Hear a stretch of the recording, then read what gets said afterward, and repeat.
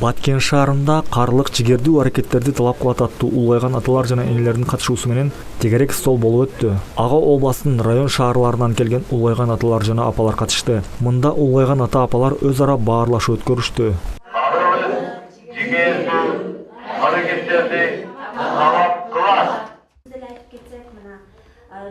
Андан соң жалпы улгайган ата апалар өкмөттүн Баткен областындагы ыйгарым укуктуу өкүлүнүн орун басары Чынар Саттарова менен жолугушуу өткөрүштү.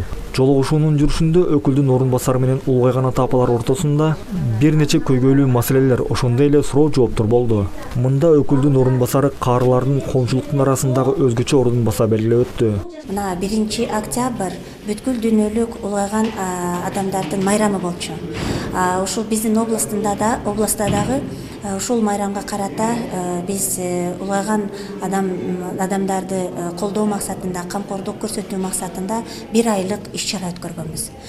Вот ошонун алкагында азыр бүгүнкү жолугушуудагы ушулорду колдоо максатында, алардын кандайдыр бир пикирлерин угуу максатында, сунуштары болсо, же көйгөйлөрү болсо, олорду чечүү максатында биз бүгүн жыйын өткөрдүк. Абдан жыйыныбыз жакшы өттү.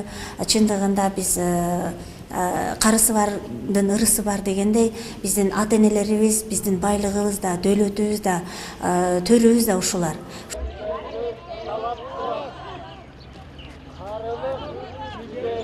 Мындан кийин улгайган ата апалар шаардын Борбордук көчөсүндө карылык жигердүү аракеттерди талап кылат аттуу уран менен жөө жүрүшкө чыгышты.